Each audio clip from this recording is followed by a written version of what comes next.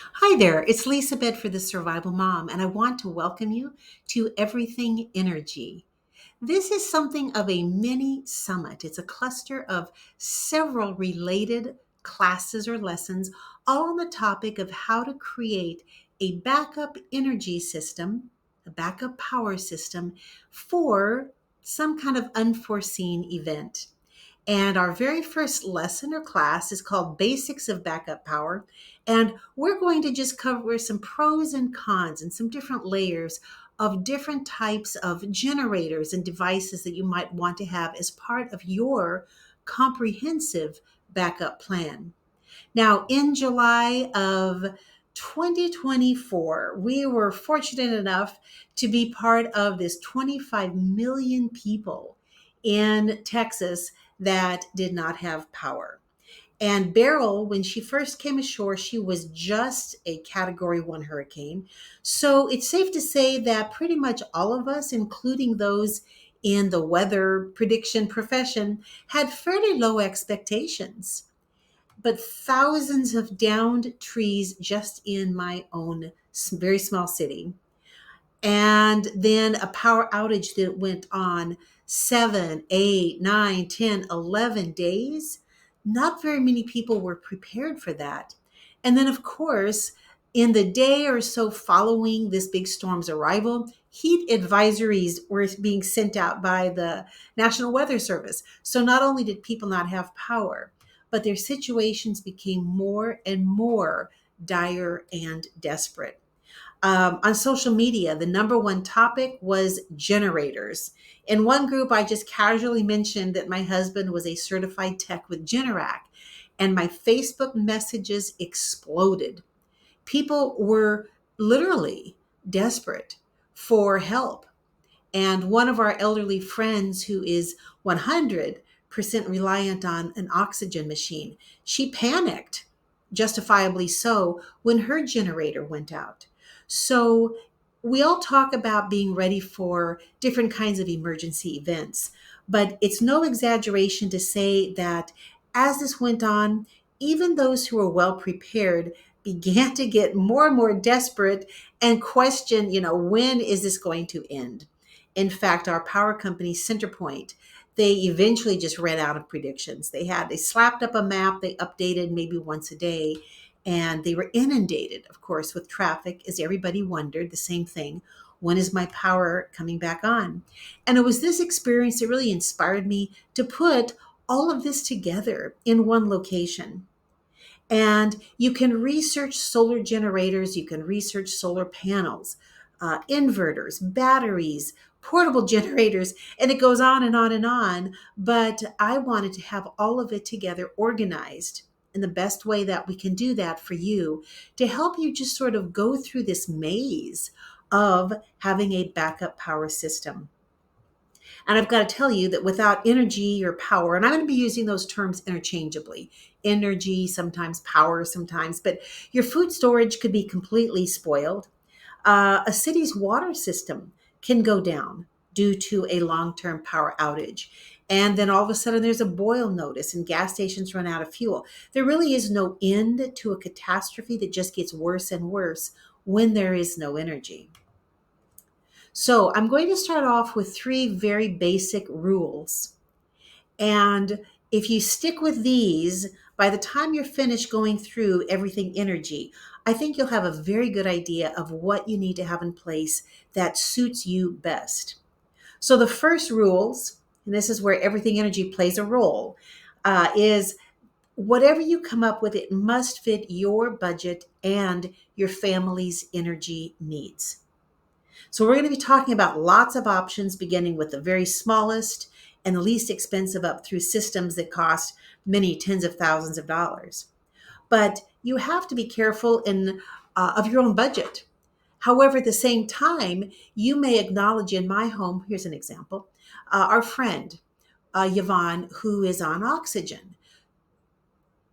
Whatever the price is of having a reliable standby Generac home generator, she is willing to pay for that and pay for the maintenance and the upkeep because she has to have her oxygen machines going due to her multiple health issues. So your budget is one thing, but then also your needs are another. Know your option, rule number two here. Know all of your options and limitations and then plan accordingly. So just be honest with yourself. You may feel like, oh, I live in a very cold climate. I really need to have something big where I can run my heat. But there could be your own limitations, financial limitations, space limitations.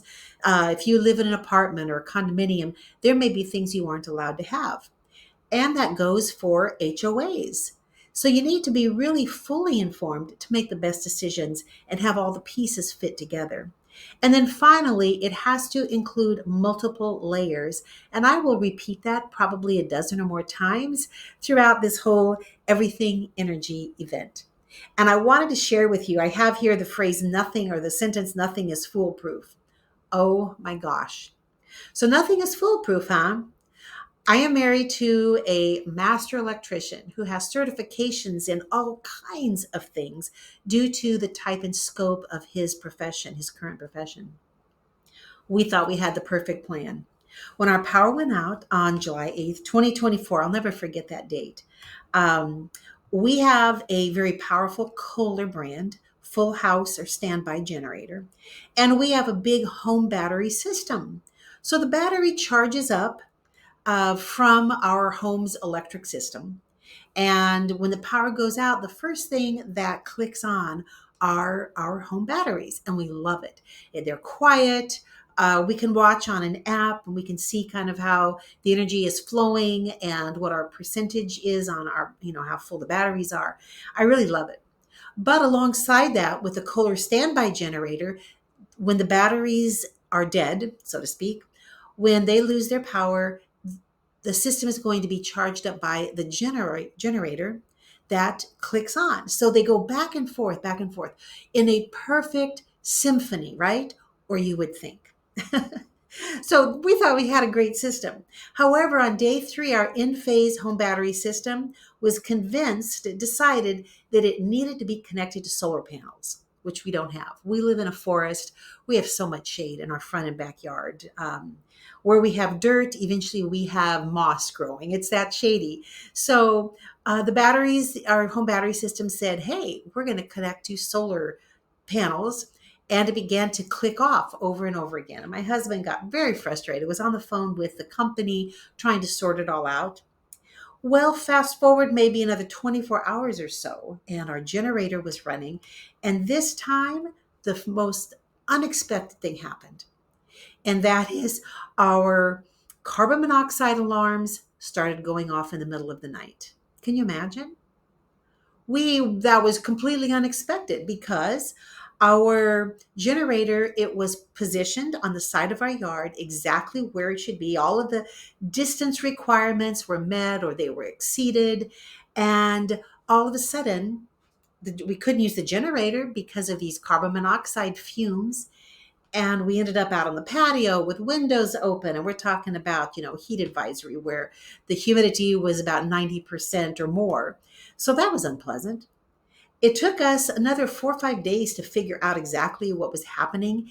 And it was really just one of those cascading freak events where, because of the really heavy, moist, damp air, it was kind of holding air into that side yard. When the air conditioning came on, that exhaust was somehow blowing these fumes from the generator up into a vent that was way up high. And that was what was triggering the carbon monoxide. But it took us several days and putting carbon monoxide detectors in different locations to solve that problem. So I am telling you this because if you are equipped with layers of different energy producing devices, whatever they are, and you have plans in place, just know that things can and do go wrong. And so layers, my friend, layers after layers after layers. And in our case, we had power banks and we were able to just survive, by kind of juggling things back and forth, batteries and the generator. But I wanted to tell you that story because if you think that, Lisa and her husband, he has all these credentials, they must have the perfect plan. Well, our plan, there you go. So let's talk about the 7 layers that can make up your entire comprehensive plan. And they are listed here. Small power banks. Those are just things that can keep a phone charged, keep a laptop charged, small electronic devices. If you have rechargeable batteries, for example, you could plug those in to a small power bank. Moving up in size and in cost are the large power banks or power stations. And these can be much, much larger and heavier. Um, I have one that is a Jackery brand that, again, it came in handy during Hurricane Beryl, when we were kind of juggling uh, our carbon monoxide, home battery, and generator dilemma. But the larger power banks, those can run quite a few things, lamps and fans, and there are some that are even big enough for a refrigerator. So that is moving up a level. The third level, these would be portable generators. And oh my goodness, is there a wide range of these? So you can have a portable generator that is big enough to keep your freezer, your refrigerator going, and then they can move up where it's running virtually the entire house. It is just a matter of knowing how to connect it to your home. And that is in lesson number 3, I believe. So that's coming up. Moving up another level, these are your solar portable generators. These are generally going to be maybe more expensive than the larger portable generator. And these are going to be charged by solar panels. And then many or most or all of them can also be just plugged into your household outlet. So it can be charged that way as well. Moving up another size would be the home battery system. If you've ever heard of a Tesla Powerwall, that's an example of a home battery system. And I believe the Tesla Powerwall was probably maybe the first one on the market because it seems to be perhaps the best well-known brand. But now many, many other companies have come out with that. And we'll be talking about a home battery system in lesson number 5. And then finally, almost finally, the standby generator. So you may hear people talk about a Generac, and we have a Generac in our home, or you're shopping for houses, and one item on the list, real estate listing, is it has a Generac. I think Generac must be the best known brand, but ours is a Kohler. And there are 3 or 4 others. I think my husband is also certified with Franklin. So that is something that could be an expense of anywhere between maybe $10,000, $12,000 and then up, depending on what you want to keep powered. And then finally, I added this here, and that is wind. So I did some research into wind turbines, something small enough where you could maybe have it on an acre or something like that. And really, the bottom line from the research that I have read and people who have tested them is that it really is ultimately the least reliable. Solar can only be charged during the daytime, but wind can be charged up at night.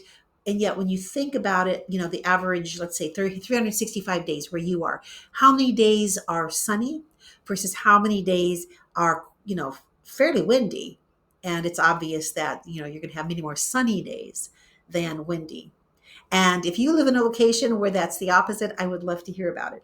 So these are 7 different layers, and we're going to be touching on each one of those throughout our different lessons.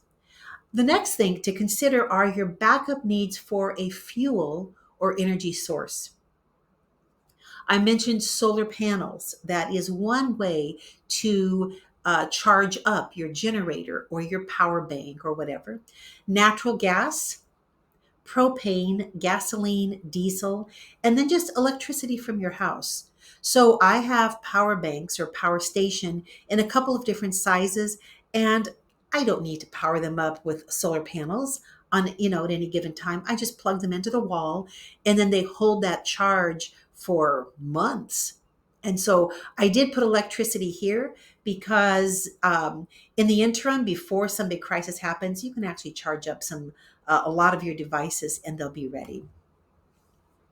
A couple of downsides. Every fuel or power energy source that I just mentioned has some kind of a downside. So if the fuel is consumable, think gasoline, diesel, propane. If it's consumable, you're going to need a way to refill it. Natural gas is the most reliable if you have a natural gas pipe connection to your home or your barn or whatever. It's unusual for that to be disrupted.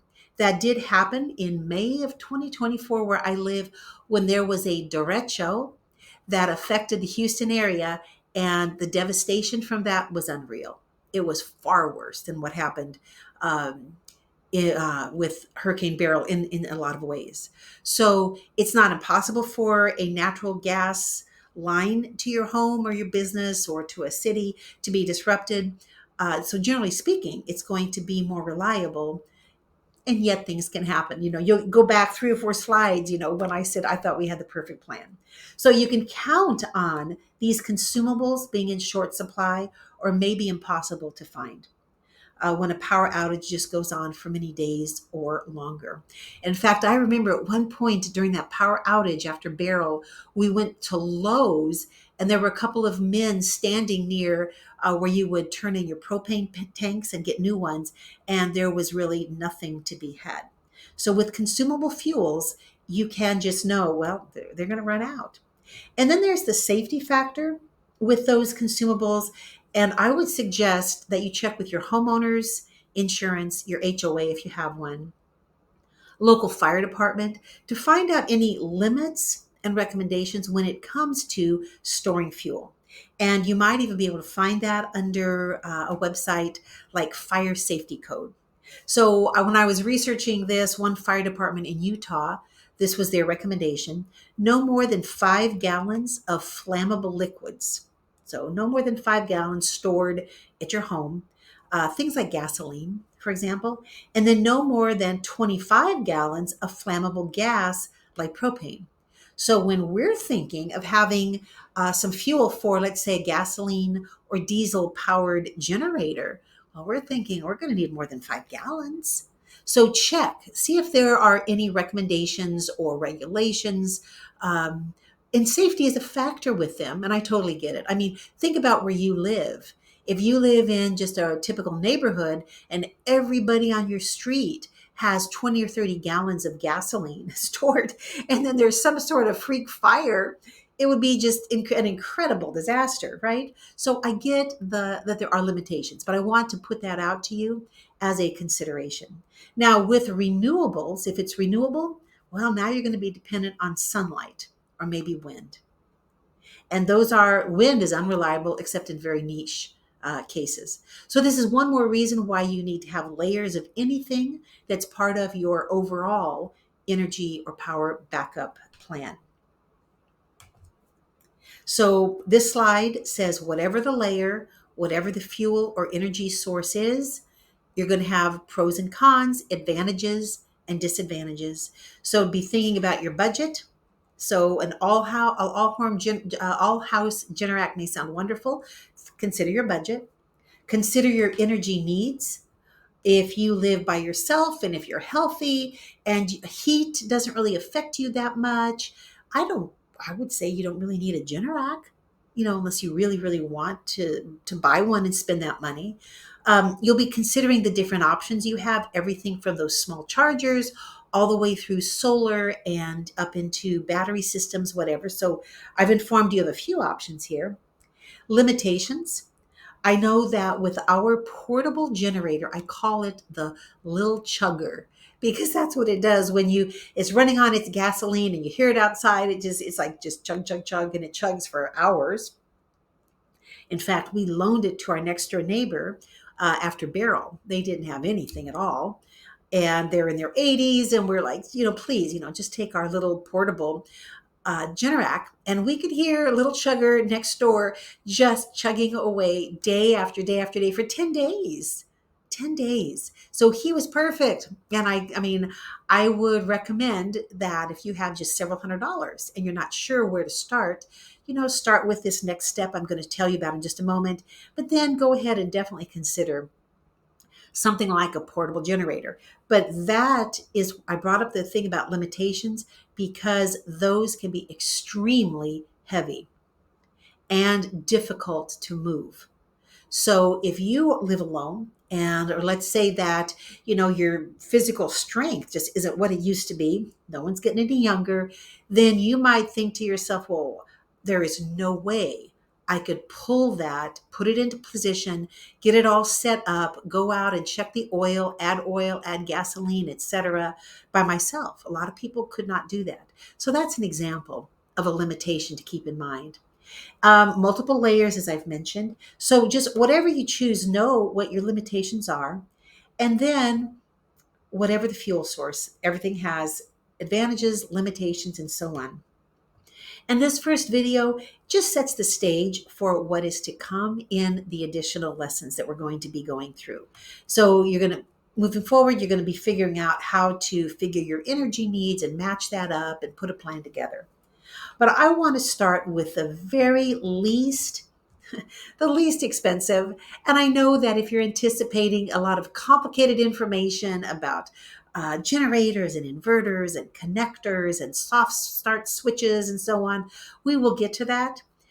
But I have to tell you that after Beryl, in about 24, 36 hours, people started posting on social media. They were desperate just to charge their phone or just a way to keep their laptop charged. They really weren't looking for a big, huge solution. Their most immediate need was actually pretty small. And that is where I want to start and then kind of finish this lesson today. Everyone needs these. If I look at everything that our family has in place, I will tell you that what I use all the time are small battery chargers or phone chargers like this. They come in lots of different sizes, and give you some recommendations in just a moment. And my small power bank. I use those at least once or twice every week. Now, I know that hardcore survival folks, they can scoff at electronics and the kids nowadays with their smartphone. But I have to tell you that smartphones, cell phones, they save lives. Your GPS, if you need to get out of town and you're on unfamiliar roads, your GPS is going to help you, and it's going to let you know where there are road closures, where there are traffic backups. There are first aid apps. If someone gets sick or injured and you can't get to a doctor right away, that's how you're going to find out the weather, up to date weather reports. You can ask your power or go to your power electric company, and you can sign up for their updates. So you can find out, pretty quickly, hey, we have a schedule outage or this is going on. And then Zello, there's an app called Zello that can turn your phone into a walkie-talkie. Now, after Beryl, we were without our internet for only, I want to say, less than 2 days, barely over one day. So your internet connection may very well be live and online days or weeks before electricity. So this is what I highly recommend, almost as a survival device in a way. And a couple of brands that I use personally, I've recommended to many people: Anchor, Anker, Jackery, EcoFlow, Goal Zero. All of those are reliable brand names. But I've got to tell you, Amazon is loaded with these small power banks. You can just look up power bank. So a couple of tips what to buy. Buy those little power banks with at least 30,000 milliamp hours. MAH. At least 30, some of them go up to 50,000. And this is an electronic that just keeps getting better and better and better with time. So when I first bought my first Jackery several years ago, it was awesome, but it was very heavy. It did not have and hold the same amount of charge as more modern ones do. So this is the size I would look for. Buy one that says it's fast charging. That's a huge help. Keep a charging cord with the power bank, or you can even buy these small power banks that have a built-in cord. So I would highly recommend having that together is just like a starter pack. So I've promised you there's a lot more information to come, but honestly, as a starter, just do these. Just get this. So if you have these already, an action step is just to go around your house and find them all and get them charged up.